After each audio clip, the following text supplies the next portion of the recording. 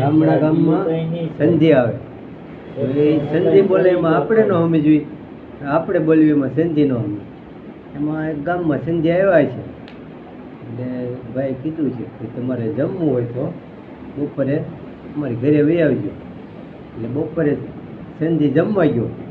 એ જમતા જમતા સંધિની નજર ઘઉંના ઢગલા સામું ગઈ કે અરે પટેલ આ ઢગ હીનો છે કે એ તો ઘઉં છે કે ઈતરો બધો કે હોય જ ને અમારી મહેનત છે કે એ ઘઉં મારે કરવો કે ન થાય ભાઈ એ રહેવા દે, એમાં મહેનત કરવી પડે, બહુ મહેનત કરવી પડે કે નહીં મારે કરવો. તો કે કઈ પછી એના બળદ જે હતા ને ગાંડા એ મોંઘાન વેચી નાખ્યા. તો એક ખેતર લીધું પણ ખેતર એ કેવું આવ પાદડા જેવું, અંદર નકરું લાકડું ઉગે એવું.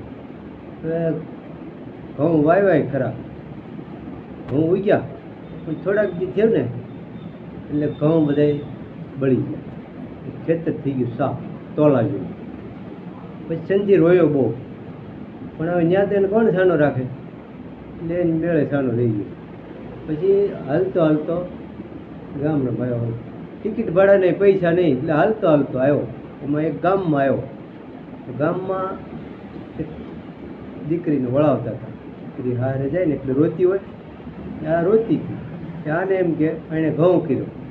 એ સંજી ઠેકીને ગયો, અરે ભેણ તુને ઘઉં કયો કે મેને ઘઉં કયો તો મેં બહુ રહ્યો. અને ઓલા તુને ઘઉં કયો એમ કીધું ને ઓલા સોટી ગયા, મારીને ગોંધારી નાખ્યો. સંજી કે અરે બેલી મારો મત, મેને ઘઉં કયો કે હજી ઘઉંનો દીકરો થામા. સંજીવ ફટકી ગયો સમજ્યા. એ કે લૂંટ કયો ચોરી કયો મગર ઘઉં મત કયો. તો આમ મળે ને એટલે એમ કે લૂંટ કયો ચોરી કયો મગર ઘઉં મત કયો.